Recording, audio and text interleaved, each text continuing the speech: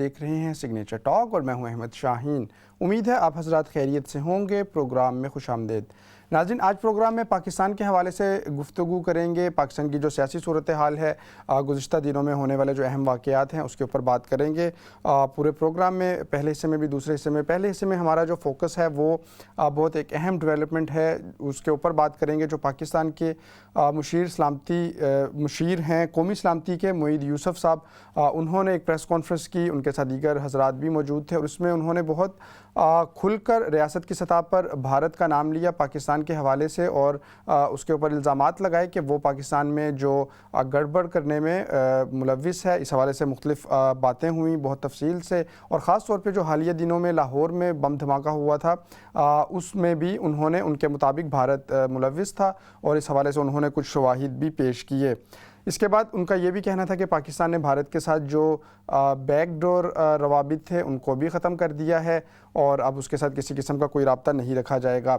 इसी दौरान जो पाकिस्तान के वज़ीर आज़म हैं इमरान खान साहब, उन्होंने भी काफ़ी सख्त लबो लहजा इस्तेमाल किया भारत के ख़िलाफ़, और भारत की जो इन्वॉल्वमेंट है पाकिस्तान में उनके बकौल उस हवाले से गुफ्तगू की। पाकिस्तान के वज़ीर ख़ारजा ने भी। तो जो प्रोग्राम का पहला हिस्सा है उसमें इसी हवाले से गुफ्तगू करेंगे कि पाकिस्तान क्यों अचानक ऐसे भारत के ख़िलाफ़ इतनी जो जारहाना स्टांस लेता हुआ नज़र आ रहा है, इस हवाले से। और ये ख़ास तौर पे जो इल्ज़ामात लगाए हैं, बहुत संगीन इल्ज़ामात हैं पाकिस्तान की जानिब से लगाए गए हैं, कुछ इस हवाले से भी गुफ्तगू करेंगे। और प्रोग्राम में मेरा साथ देने के लिए हमेशा की तरह मीर इकराम हुसैन साहब मौजूद होंगे और सैयद मुश्तबा साहब मौजूद होंगे, जो हमारे प्रोग्राम के बाकायदा पैनलिस्ट हैं दोनों, और दोनों हजरात का बहुत शुक्रिया।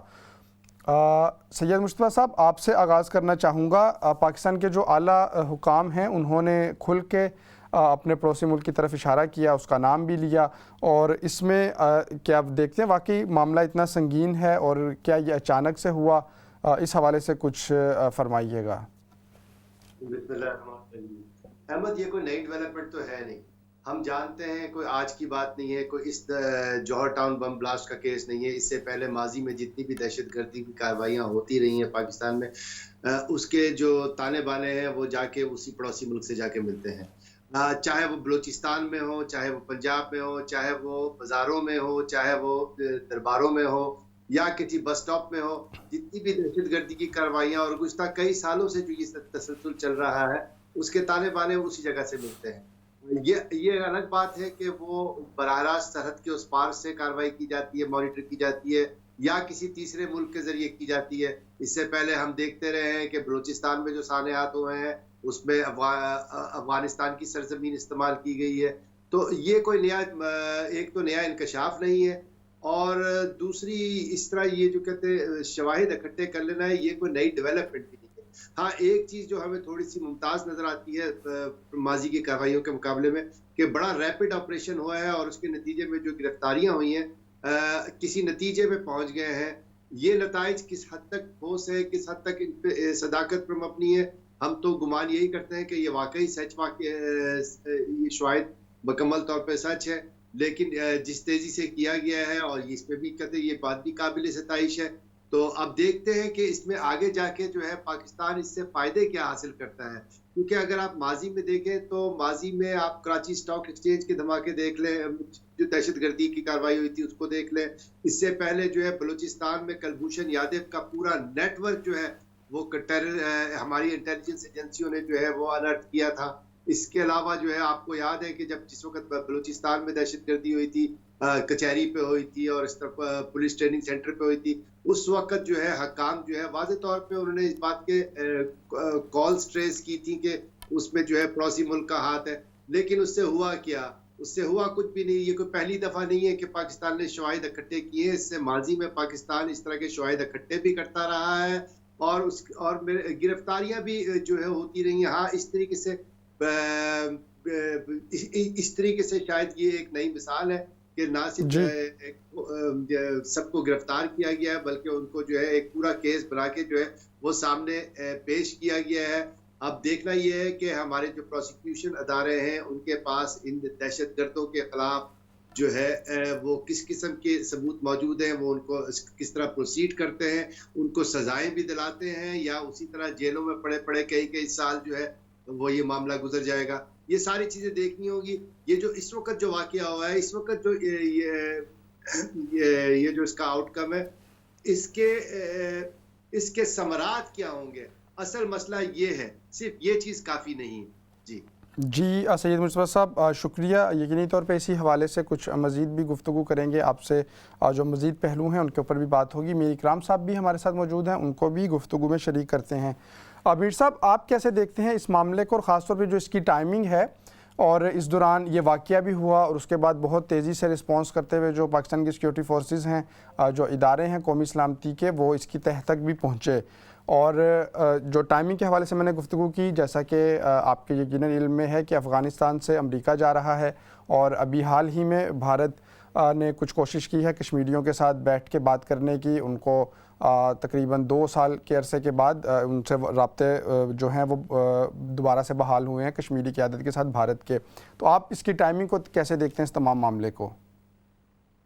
बहुत शुक्रिया अमर शाहीन साहब, बड़ा इम्पोर्टेंट सवाल है। और जो इस वक्त सूरत हाल है खित्ते की, खास तौर पे पाकिस्तान और अफगानिस्तान, इनके दरमियान जो बदलती सूरत हाल है, अब इसको अगर हम गौर से देखें ना, तो जो सवाल है स्पेशली ये जो आप कर रहे हैं, 23 जून को जो लाहौर में वाकया हुआ है, बम धमाका हुआ, उसके नतीजे में 3 अफराद जहां भाग हुए और कई जख्मी हुए।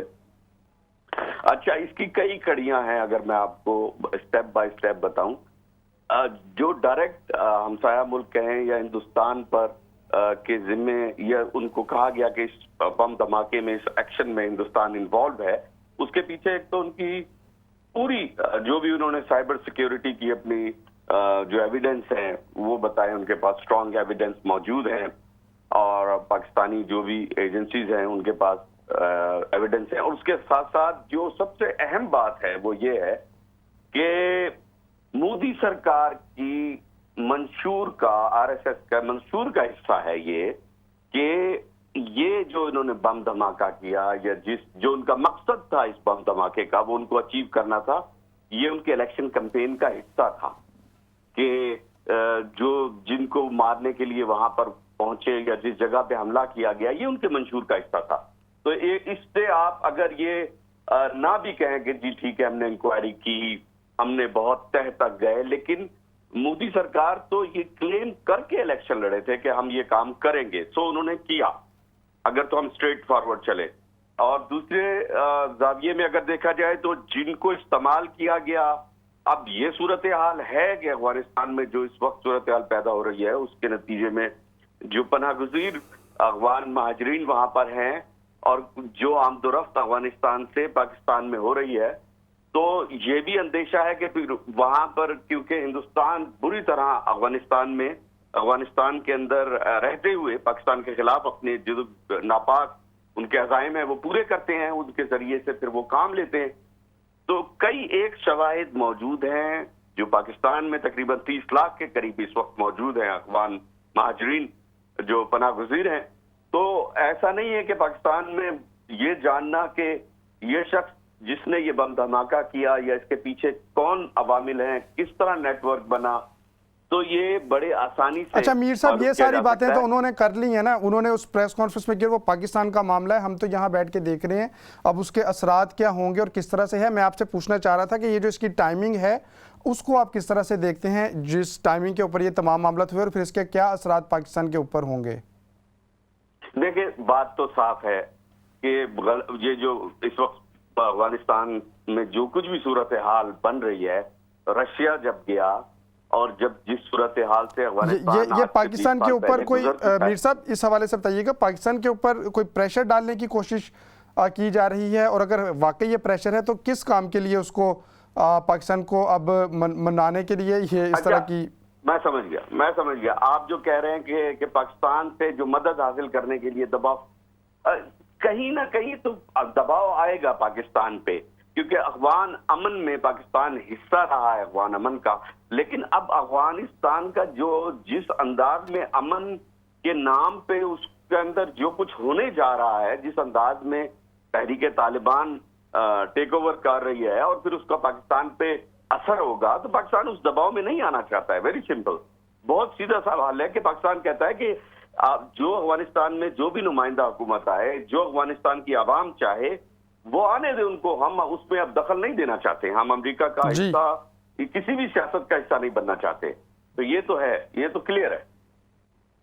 जी मीर साहब, बिल्कुल इसी गुफ्तगू को मज़ीद आगे बढ़ाएंगे। अच्छा सैयद मुश्तबा साहब, ये जो अभी जैसे पाकिस्तान ने इल्ज़ाम लगाए हिंदुस्तान के ऊपर और बहुत खुल के भी, और उसके बाद एक रियासत के पाकिस्तान की जानिब से ये भी कहा गया कि हिंदुस्तान इसमें एज आ रियासत इन्वॉल्व है इन तमाम एक्टिविटीज़ में, इन तमाम सरगर्मियों में। तो आलमी कवानीन इस हवाले से क्या कहते हैं, और पाकिस्तान किस तरह अपना मुकदमा है वो आपके ख्याल में क्या लेके जाने में कामयाब होगा, और अगर होगा तो इसको किस तरह से आगे देखा जाएगा आलमी जो इंटरनेशनल प्लेटफॉर्म्स हैं उन पर? अच्छा, मैं ये आपका सवाल, इस सवाल के जवाब की तरफ आता हूँ, लेकिन थोड़ा सा मैं जो आपने अब क्वेश्चन को रीफ्रेस किया था बीर साहब से पूछते हुए, उस पे आना चाहूंगा कि हमको इस पहलू पे भी नजर रखनी चाहिए कि हो सकता है कि इस वक्त जो जियोपॉलिटिकल सफबंदियां हो रही हैं इस वक्त हमारे इस खित्ते में, उसकी रोशनी में शायद ये कार्रवाई इतने थोड़े से लेस प्रोफेशनल अंदाज पे की गई है, जिसकी वजह से लोग सारे पकड़े भी गए हैं।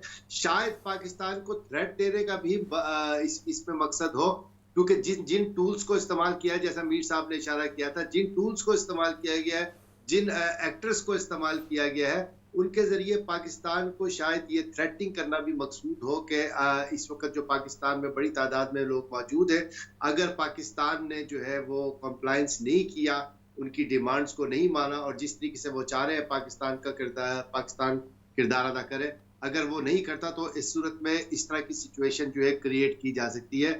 और उन्होंने ये कोशिश की है दिखाने की कि पाकिस्तान में इस तरह के स्लीपर सेल्स मौजूद हैं जो कई सालों से वहां पे मौजूद हैं, जो कि इनएक्टिव है, लेकिन जब उनको मैसेज मिलता है तो वो कार्रवाई शुरू कर सकते हैं। पीटर पॉल डेविड वाला मामला आपके सामने।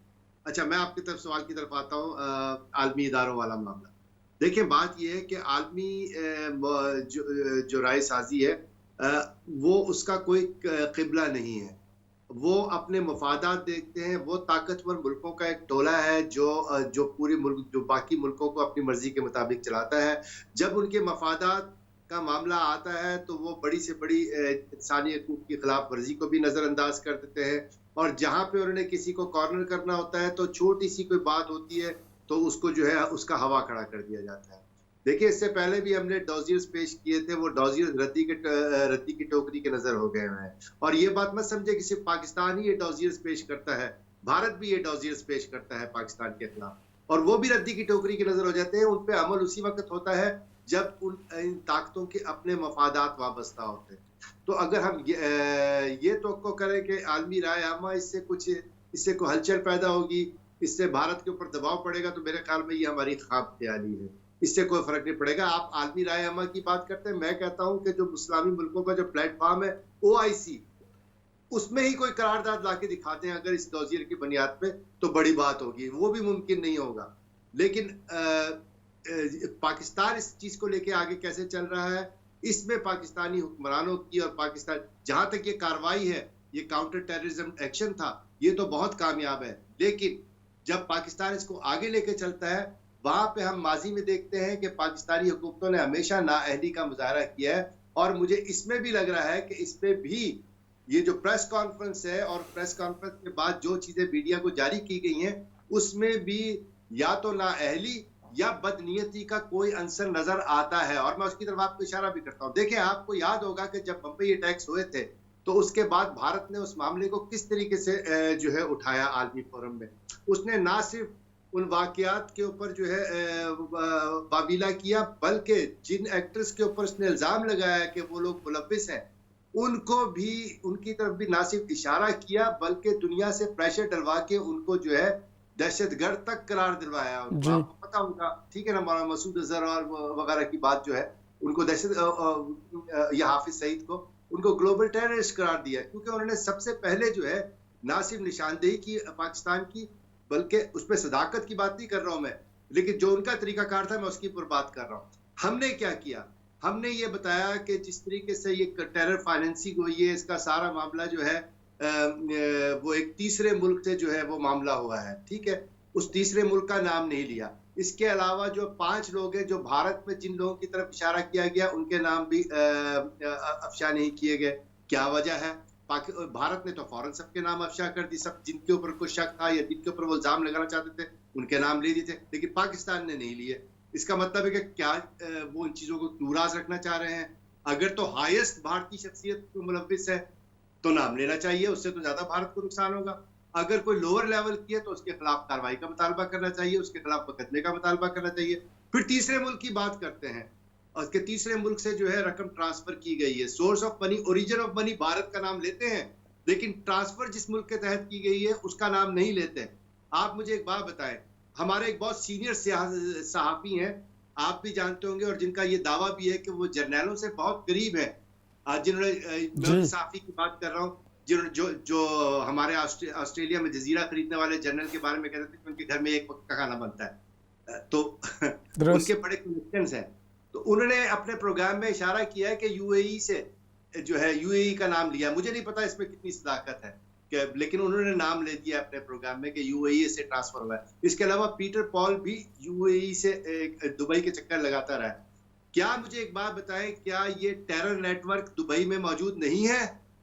क्या पाकिस्तान ने उस टेरर नेटवर्क के खिलाफ कोई आवाज उठाई यूनाइटेड अरब एमिरेट के साथ कि भाई आपके मुल्क से ये टेरर नेटवर्क ऑपरेट कर रहा है, जिसके थ्रू पैसे आए हैं, पीटर पॉल डेविड दुबई के दौरे करता रहा है, कोई उसके ऊपर बात नहीं हुई, क्योंकि यूएई से बात वो नहीं करना चाहते, वो सिर्फ पड़ोसी मुल्क की तरफ, भारत की तरफ नजर रखना चाहते हैं। भाई आपका अगर टेरर नेटवर्क यूएई से चल रहा है तो आपके खिलाफ भी तो आवाज उठाए ना। बल्कि जिस भी मुल्क से चल रहा है सैयद मुश्तबा साहब जी, जिस भी मुल्क से चल रहा है यकीनी तौर पे उसका भी नाम लेना चाहिए था। और मुझे नहीं पता किस मुल्क से चल रहा है अहमद शाहीन, मैंने पहले ही अर्ज कर दिया कि मुझे नहीं पता। मैं तो सिर्फ हारून रशीद साहब जो एक बड़े सीनियर साहब हैं और जर्नैलों से बड़े करीब होने का दावा करते हैं, उन्होंने अपने प्रोग्राम में इस बात का इंकशाफ किया है। तो अगर वो कोई भी मुल्क है जिसका भी उन्होंने नाम लिया, तो यकीनी तौर पे पाकिस्तान को ऑफिशियल लेवल पे उस मुल्क से भी रब्ता भी करना चाहिए और उसको यकीनी तौर पे उस हवाले से जो मज़ीद इक़दाम है उसका मुतालबा करना चाहिए। बहरहाल मीर इकराम साहब से भी इसी हवाले से कुछ उनकी राय लेना चाहूँगा। मीर साहब, सैयद मुश्तबा साहब की भी बात यकीनी तौर पे दुरुस्त है कि अब पाकिस्तान ने ये सब चीज़ें पेश तो कर दी और बहुत जैसे हिंदुस्तान का उसमें नाम भी लिया, मुख्तलिफ़ जगहों में तमाम तफसीलात आपने भी अपने जो आगाज़ था उसमें इन तफसीलात को रखा और फिर जो मोहिद यूसुफ साहब हैं उन्होंने बहुत डिटेल से जो तमाम चीज़ें बताई थी। तो क्या इसका सिर्फ यही होना चाहिए था कि बस मीडिया में पेश कर दिया और अब बात ख़त्म, या पाकिस्तान कुछ आगे लेके जाएगा, कोई हिकमत अमली मरबूत होगी? क्योंकि ट्रैक रिकॉर्ड तो ऐसा नहीं लगता। तकरीरें बहुत अच्छी हो रही हैं पाकिस्तान में, माजी में भी होती रही हैं, लेकिन जब कोई अमली कदम लेने की बात आती है तो वो न जाने कहाँ चली जाती है बात। फिर अब इसको हम अमली कदम अगर कहें अहमद शाहीन साहब, अब क्या मतलब दुश्मन है इनका ये वो अपना क्लेम करते हैं कि हम ये धमाके करते रहेंगे क्योंकि हम कश्मीर के मसले में खामोश नहीं बैठता है। पाकिस्तान हर जगह कश्मीर की बात करता है, पाकिस्तान हर जगह कश्मीरी लोगों पर जो मजालिम हिंदुस्तान कर रहा है उसकी बात करता है। तो ये सारी चीजें हैं। अब जहां तक ताल्लुक है इस बम धमाके का, तो ऑफ कोर्स इसको इंटरनेशनली पाकिस्तान को उठाना चाहिए। जिस अंदाज में आपकी बात दुरुस्त है, बहुत जेन्युइनली आपने ये सवाल उठाया है कि ये सिर्फ क्या प्रेस कॉन्फ्रेंस की और बता दिया कि जी हमें पता चल गया धमाका किसने किया। अगर किया है और आपके पास एविडेंस है तो फिर इससे के बाद आप क्या करने वाले हैं? तो वेरी वैलिड क्वेश्चन। इनको इंटरनेशनल जिस तरह कोर्ट में जाना चाहिए, और हिंदुस्तान अगर इस तरह पाकिस्तान के ऊपर हमले कर रहा है, बम धमाके कर रहा है, तो इसको अकाउंटेबल करना चाहिए पाकिस्तान को। हिंदुस्तान के लिए पूरा एक प्रोसेस करना चाहिए, बिल्कुल कानूनी तरीका अपनाना चाहिए। मीर इकराम साहब, करना चाहिए, लेकिन कौन करेगा? आपके ख्याल में करेगा या वो क्या होगा मुस्तकबिल में? देखिए, सूरत हाल तो जो मुझे लग रही है यकीनन इसको वो किसी ना किसी स्टेज पे तो उठाएंगे, क्योंकि मीडिया पे सिर्फ बात की जा सकती है। इससे ज्यादा मीडिया पे प्रोपेगेंडा हो गया, न्यूज आ गई, अवाम तक आगाही हो गई, अवाम तक बता दिया, दैट्स इट। लेकिन असल प्रैक्टिकल ऑन ग्राउंड मीडिया कोई अदालत तो नहीं है, मीडिया कोई फैसला हतमी तो नहीं कर सकता। इसके लिए तो आपको कोर्ट जाना पड़ेगा, कोर्ट के और इंटरनेशनल कोर्ट में जाके आपको अपना मौकफ बयान करना पड़ेगा कि देखिए कि हिंदुस्तान ने ये काम किया है, हमारे पास ये एविडेंस है। फिर हिंदुस्तान के ऊपर कोई पाबंदी आयद करने की बात हो सकती है, कौमी सलामती कौंसिल में बात की जा सकती है, अक़वाम मुत्तहिदा में जाके बात की जा सकती है। इसके ऊपर यकीनी तौर पे बात करनी चाहिए, और क्योंकि पाकिस्तान को बाकायदा बाकायदा जो फोरम्स हैं उन तक ये मामला लेके जाना चाहिए। बिल्कुल प्रोग्राम के जो पहला हिस्सा है उसके आखिर में है। मुस्तफा साहब, इसके साथ ही जो पाकिस्तान है, मोईद यूसुफ साहब भी उन्होंने बताया कि जो पाकिस्तान के राब्ते थे भारत के साथ, बैक चैनल रवाबित थे, वो भी मुकम्मल तौर पर बंद कर दिए गए हैं। तो सिर्फ ये एक वजह ही बनी उसकी, या आपके ख्याल में उसकी क्या वजह हो सकती है?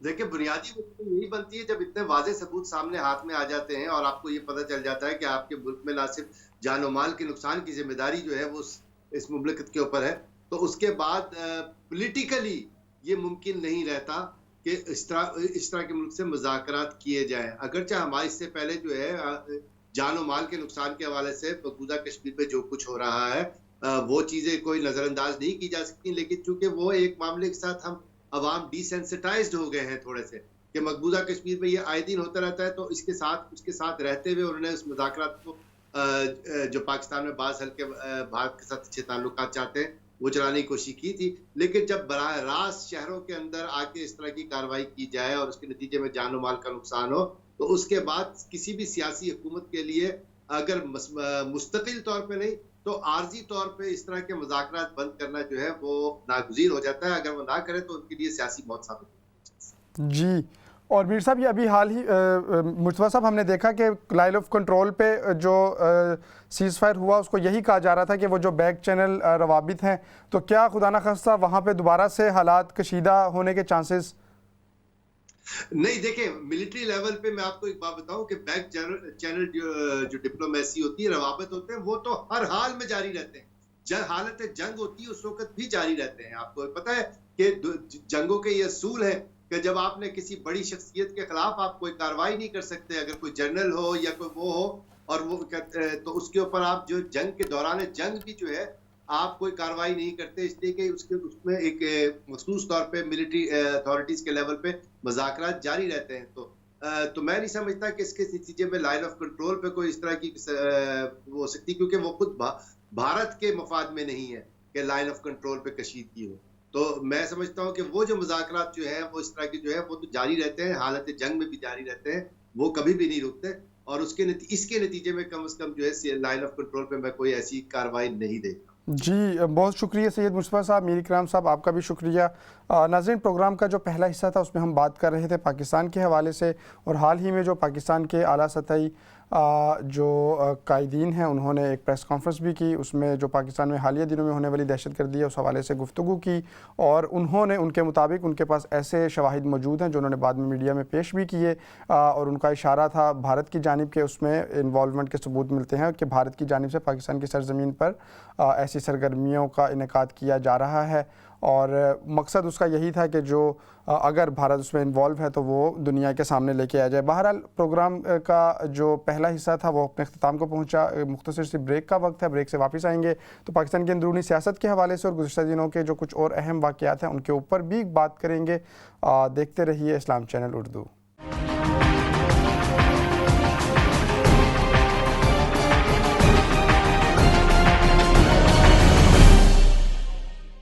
देख रहे हैं सिग्नेचर टॉक, और मैं हूं आपका मेज़बान अहमद शाहीन। नाज़रीन, प्रोग्राम का ये जो हिस्सा है इसमें हम पाकिस्तान के हवाले से ही कुछ गुफ्तगू करेंगे और गुज़श्ता दिनों में जो अहम वाक़यात हैं उसके ऊपर कुछ बात करेंगे। मेरे साथ मीर इकराम हुसैन साहब भी मौजूद हैं, सैयद मुस्तफा साहब भी मौजूद हैं, और इन दोनों हज़रात से उन जो ख़बरें हैं और जो वाक़यात हैं उसके ऊपर उनकी राय जानेंगे, और जो सियासी माहौल है पाकिस्तान ओवरऑल उसकी बात करेंगे। हमने देखा कि अस्करी क़यादत की जानिब से जो सियासी रहनुमा हैं उनको एक ब्रीफिंग दी गई और उसमें मुख्तलिफ़ हवालों से बात हुई, ख़ास तौर पे जो कौमी सलामती के अमूर थे उस हवाले से। और इसी हवाले से मैं मीर इकराम साहब आपसे पूछना चाहूँगा कि ये जो अस्करी क़यादत को जो हुई ब्रीफिंग दी गई अस्करी क़यादत की जानिब से सियासी रहनुमाओं को, तो इससे जो पैगाम है आपके ख़्याल में वो क्या जाता है और इस इजलास को किस तरह से देखते हैं? ये बड़ा अहम मसला है। ऑफ कोर्स जो कुछ होने जा रहा है इस वक्त अफगानिस्तान में, और अमेरिका खुद चाहता है कि उसको कोई ना कोई ऐसी दरमियान में लोग मिले ताकि उनको आराम से वो जाएं भी तो पीछे जो कुछ उन्होंने किया है उसका असर फिर वापसी पे दोबारा अमेरिका की तरफ रुख ना हो और उसके असरात जो है वहां पैदा ना हो। बहुत सारी मामलात हैं, लेकिन हमारे जो सियासतदानों को इस बारे में कहा गया, जाहिरी बात है इसके बहुत सारे पहलू हैं, एक नहीं है अहमद शाहीन साहब, बहुत सारे हैं। खासतौर पे जैसे पहले मैंने जिक्र किया कि एक तो अगर तालिबान, तहरीक तालिबान की जो एक जोर पकड़ रही है वहां पे तहरीक, उसके नतीजे में पनाह गुज़ीर पहले हमारे पाकिस्तान में बहुत हैं और वो उसके नतीजे में अगर कुछ इस तरफ और दबाव आया महाजरीन का तो उसको कैसे डील करेंगे, नंबर वन। फिर उसके बाद हमारे सियासतदानों को ज़ाहिर है वो अवामी लीडर हैं, अवाम में रहते हैं, अवामी नुमाइंदे हैं, तो उनसे बात करना भी जरूरी है और उनको कुछ चीजें बताना भी जरूरी है जो खित्ते की सूरत हाल है इस वक्त, क्लियर करना उसमें। और यकीनी तौर पे इसमें शहबाज शरीफ साहब मौजूद थे और पीपल्स पार्टी के कायदीन मौजूद थे, क्लियर की है हर चीज को, जिसकी जहां पर एक अवाम में एक बहुत बड़ी एक वोट बैंक है उस हवाले से। लेकिन इसके साथ साथ जो असल मसला पैदा होने जा रहा है जो बहुत ज्यादा सीरियस है वो ये है कि अफगानिस्तान से जब अमेरिकन फोर्सेस चली जाएंगी तो किस अंदाज में इस खित्ते की जो सिक्योरिटी की सूरत हाल है उसका जिम्मेदार कौन होगा, उसको कैसे समझेंगे। क्योंकि इस वक्त सबसे बड़ा मसला ये है कि जाहिर है जिनके रिश्तेदार पाकिस्तान में मौजूद हैं वो लोग अगर उधर तालिबान से पहले जब हुआ तो फिर पाकिस्तान हिजरत करके आए और पाकिस्तान ने उनको पनाह दी। दुनिया की तारीख में अहमद शाहीन साहब, दुनिया की तारीख में सबसे बड़ी पनाह पाकिस्तान ने दी। जी मीर साहब, और यही तमाम बातें हुई उस इजलास में भी, और पाकिस्तान की जो अस्करी क़यादत थी उसने ब्रीफिंग दी सियासी रहनुमाओं को और उसमें इस हवाले से यकजहती के बात भी की गई। कुछ मज़ीद न्यूज़ आइटम्स हैं, चूँकि उस जानी भी जाना है तो मैं सैयद मुस्तफ़ा साहब से इस हवाले से उनकी राय लेना चाहूँगा। मुस्तफ़ा साहब, यकीनन यकजहती के हवाले से तो ये एक अच्छा कदम है और चूँकि ये कुछ रिलेट करता है खित्ते की सूरत हाल पे भी, तो क्या जो मुल्क की अंदरूनी सूरत हाल है उस हवाले से भी ऐसी कोई ब्रीफिंग हो सकती है या होनी चाहिए, उस पर कैसे क्या कहते हैं? नहीं, मेरे ख्याल में दो बिल्कुल मुख्तलिफ चीज़ें हैं। आपको माजी में भी देखें, हम अक्सर बड़े आराम से उठा के कह देते हैं, हर हुकूमत के दौर में, इवन मियां मोहम्मद नवाज शरीफ की दौरे हुकूमत में भी अपोजिशन के ऊपर इस तरह के इल्जाम लगते थे। पाकिस्तान पीपल्स पार्टी की हुकूमत में मियां नवाज शरीफ अपोजिशन में थे, उनके ऊपर भी इल्जाम लगते थे कि ये मुल्क दुश्मन है। और ये खान साहब की हुकूमत में तो अपोजिशन को गद्दार तक करार दे दिया जाता है। लेकिन हमारी रवायत यही रही है गुज़श्ता कई सालों से, हमेशा से हमने ये देखा है कि जब भी कोई कौमी सलामती का मामला आता है, जब भारत के साथ डील करनी होती है, जब अमेरिका के साथ भी डील करनी होती है, या इस तरह का जियो पोलिटिकल मसला आता है, तो उसमें जो है तमाम हुकूमत और अपोजिशन जो है उसकी जानिब से इसका मुजाहरा किया जाता है।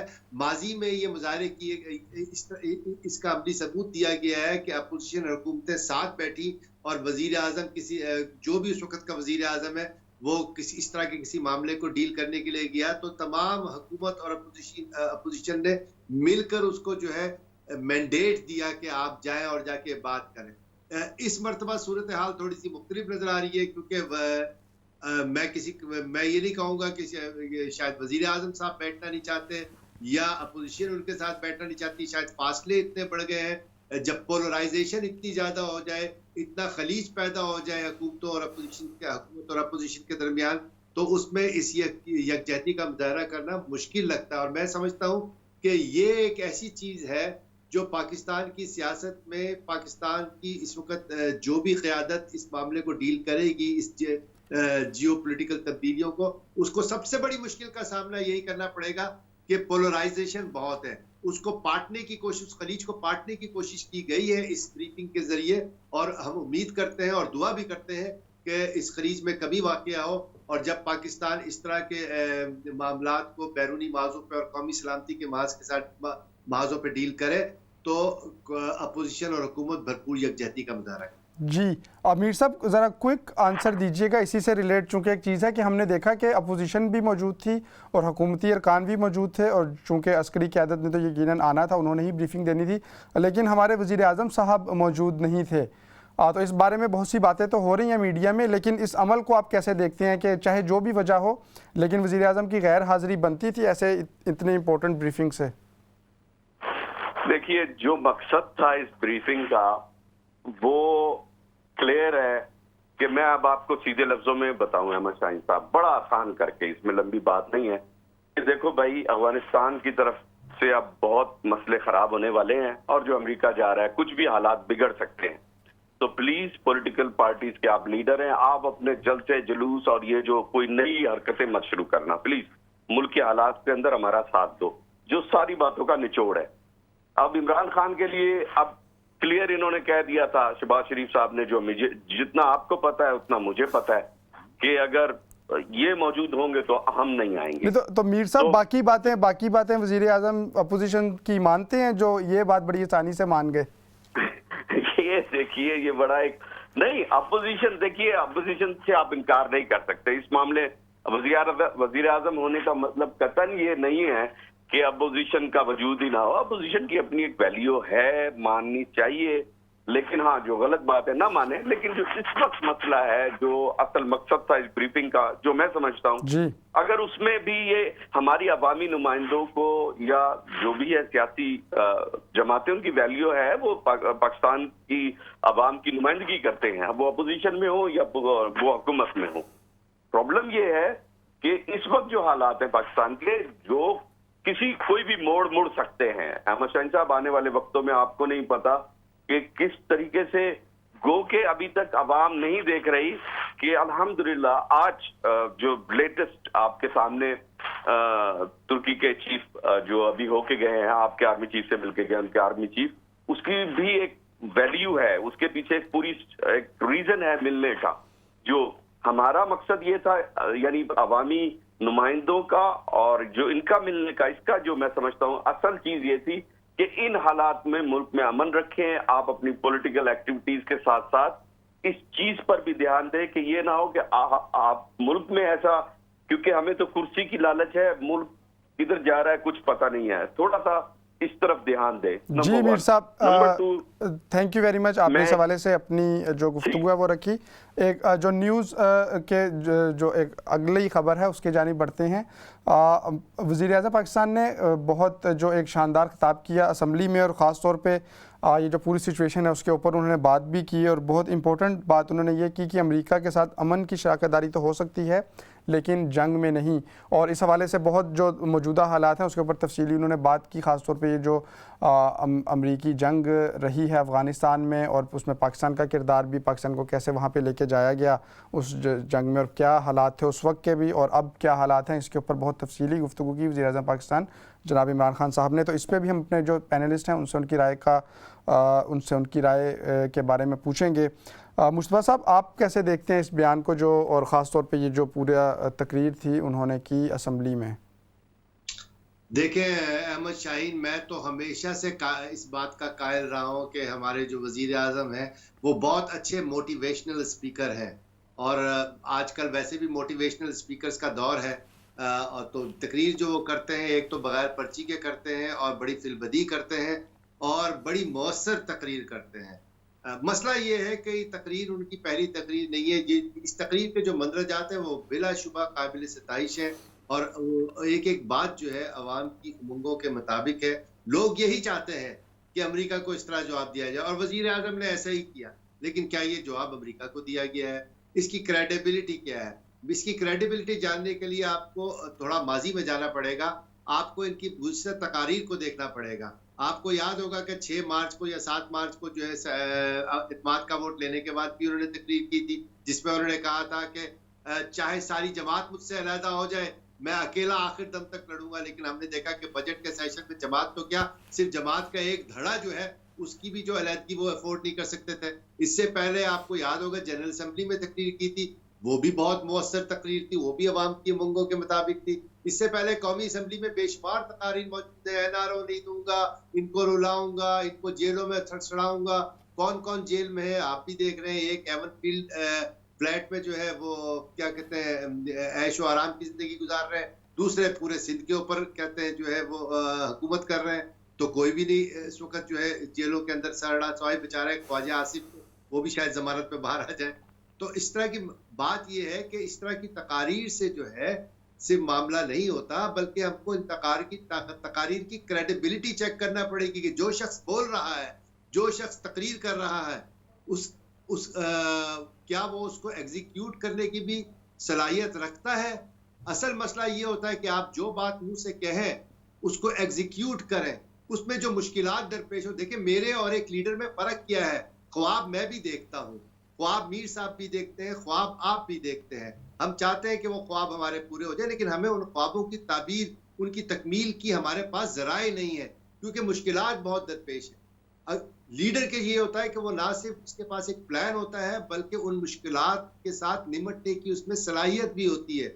अगर वो ये कह दे कि जी मैंने तो कोशिश की थी लेकिन मुश्किलात इतनी थी मैं हल ही नहीं कर सका, लोगों ने मुझे करने ही नहीं दिया, मैंने तो ईमानदार था लेकिन लोग इतने बेईमान थे उन्होंने मुझे करने नहीं दिया, तो फिर तो उसमें और एक पान वाले और ठेले वाले में कोई फर्क नहीं, क्योंकि ख्वाब तो वो भी देखता है, एग्जीक्यूट नहीं कर सकता, लीडर एग्जीक्यूट करता है। तो जो तकारीर की जाती हैं वो बहुत मोटिवेशनल तकारीर है, उसको यकीनन मेरा दिल भी उस पर वही बात करता है जो वजीर आजम साहब ने कही है, लेकिन क्या वजीर आजम उसको एग्जीक्यूट भी कर सकेंगे? फिर जो बात उन्होंने तकरीर में की, क्या वाकई वो चीजें आज उन्हीं का स्पेशल असिस्टेंट कह रहा है कि जी अड्डे मांगे ही नहीं है?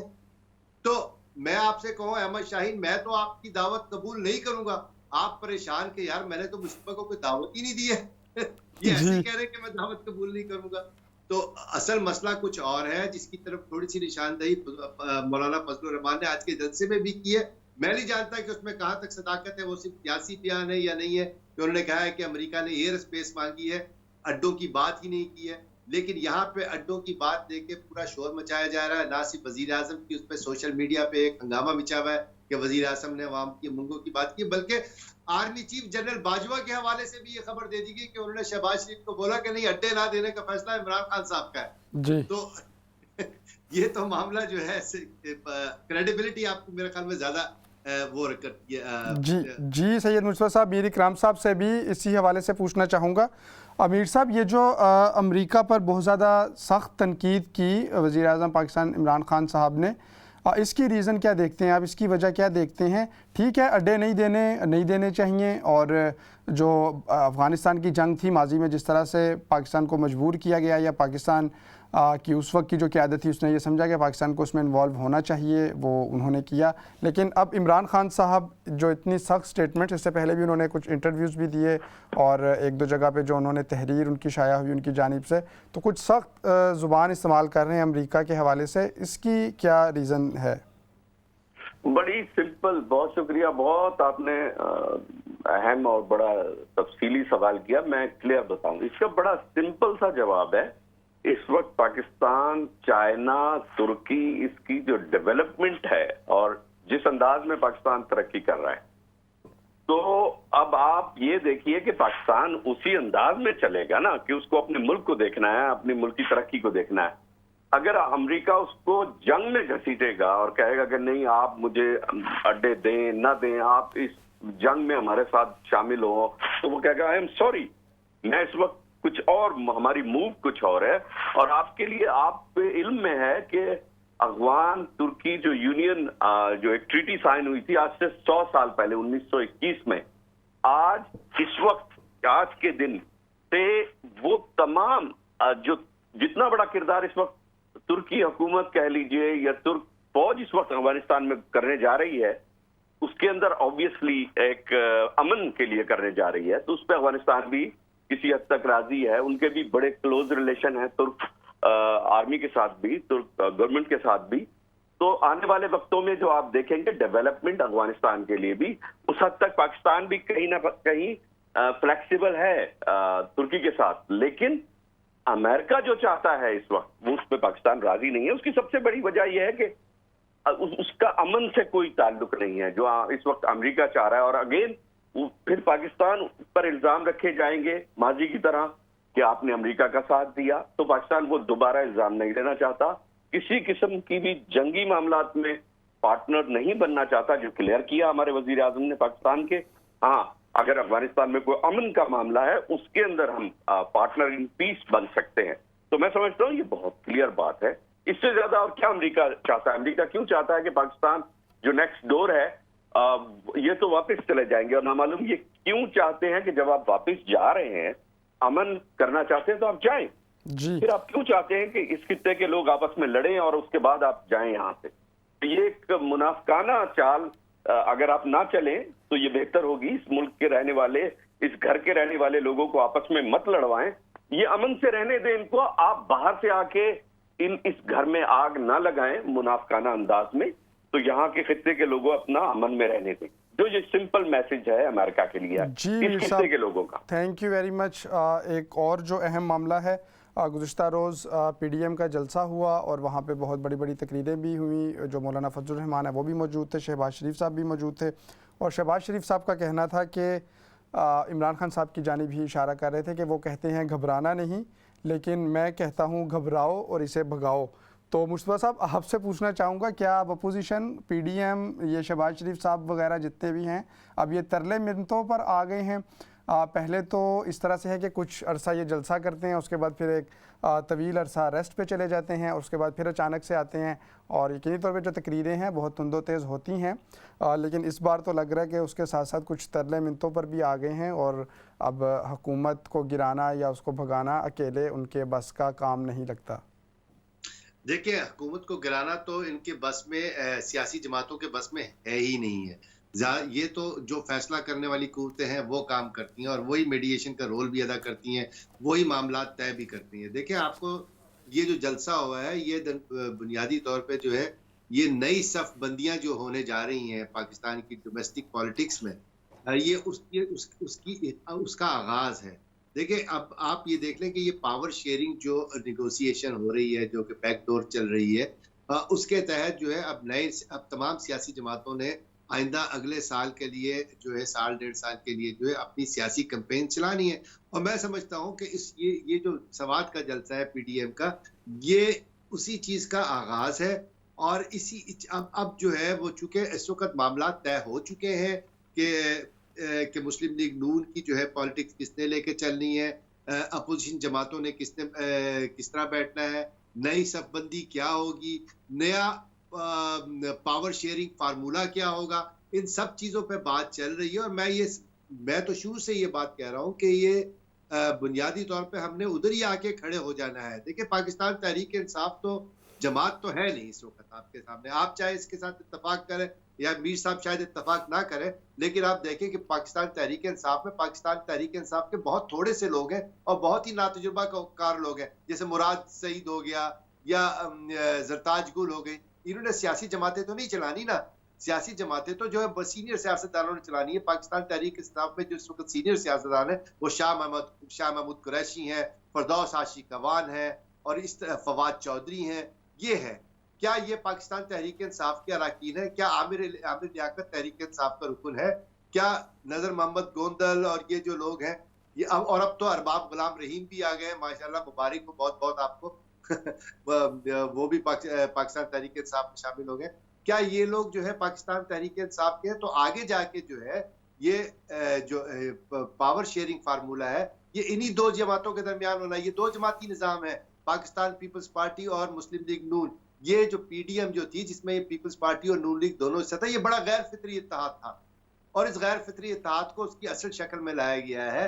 अब जो लोग दाएं बाजू से ताल्लुक रखते हैं वो दाएं बाजू पे है और जो लोग बाएं बाजू से की तंजीमें हैं वो एक जानिब इकट्ठी होगी और सियासत उसी डगर पे चलेगी जो 2018 से पहले या 2013 से पहले।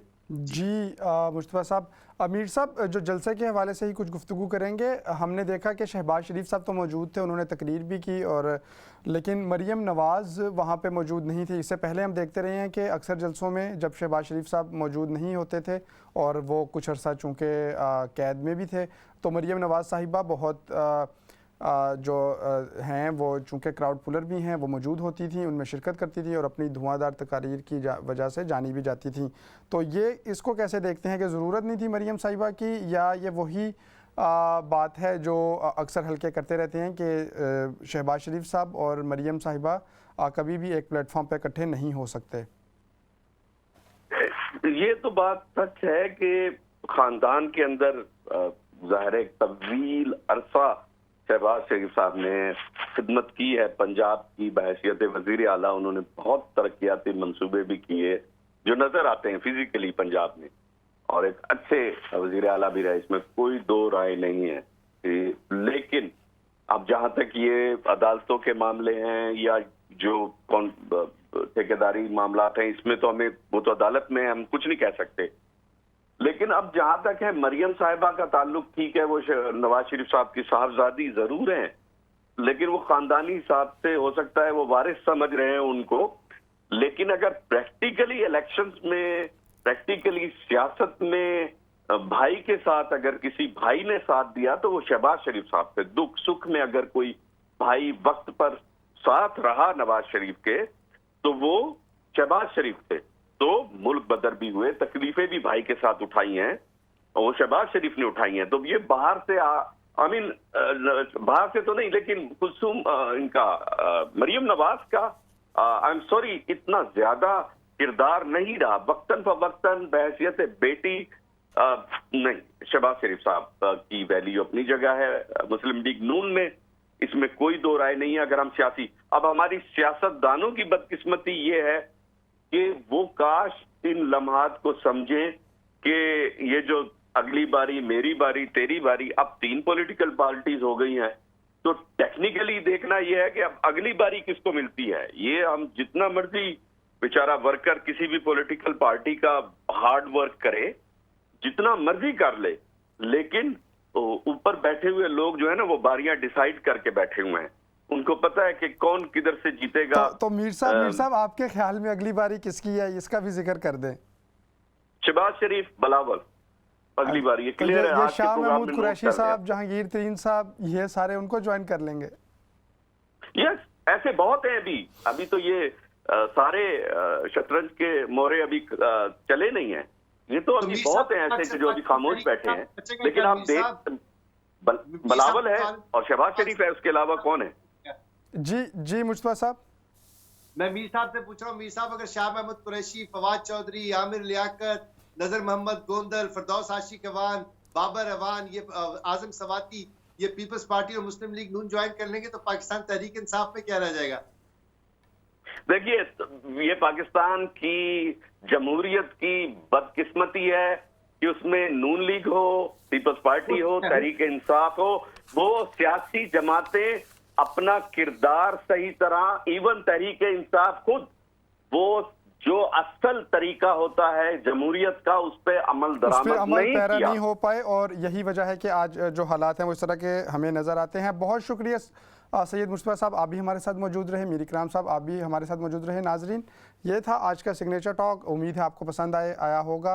और जो हमारा अब आने वाला प्रोग्राम है वो चूँकि अभी कुछ दिनों में माफ़ कीजिएगा, हज ट्रांसमिशन शुरू हो जाएगी, और इस वजह से अब ये जो ईद उल अज़हा है उसके बाद हम प्रोग्राम पेश करेंगे।